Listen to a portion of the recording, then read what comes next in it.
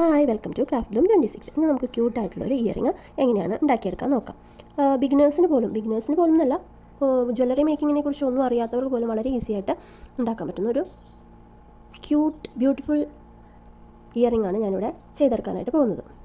അതിന് വേണ്ടിയിട്ട് ഞാനിവിടെ സിൽവർ ചെയിനും ഇയറിംഗ് ഹുക്കും തമ്മിൽ കണക്ട് ചെയ്ത് കൊടുത്തിട്ടുണ്ട്. എന്നിട്ട് ഇതുപോലത്തെ ഫ്യൂസ് വയർ രണ്ടായിട്ട് കട്ട് ചെയ്തെടുക്കുക. ഞാനിവിടെ ഷുഗർ ബീഡ്സ് എടുത്തിട്ടുണ്ട്, ക്രാക്കിൾ ബീഡ്സ് എടുത്തിട്ടുണ്ട്. 8 mm ക്രാക്കിൾ ബീഡ്സാണ് ഞാനിവിടെ എടുത്തിരിക്കുന്നത്. ഫ്യൂസ് വയറിലേക്ക് ആദ്യം ഷുഗർ ബീഡ്സ് ഇട്ട് കൊടുക്കാം.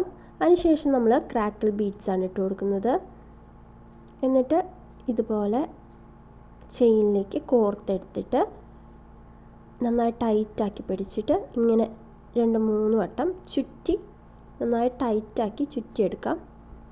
എന്നിട്ട് എക്സസ് ആയിട്ടുള്ള പീസ് നമുക്ക് ഇതുപോലെ കട്ട് ചെയ്ത് കളയാം. ഞാനിവിടെ 5 ബീഡ്സാണ് എടുത്ത് ഇതുപോലെ ചെയ്ത് കൊടുക്കുന്നത്.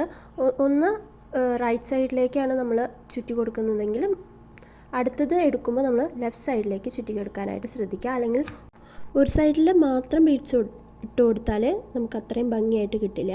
അപ്പോൾ 2 സൈഡിലേക്കും നമ്മൾ ബീഡ്സ് ഇട്ട് കൊടുക്കാനായിട്ട് ശ്രദ്ധിക്കുക.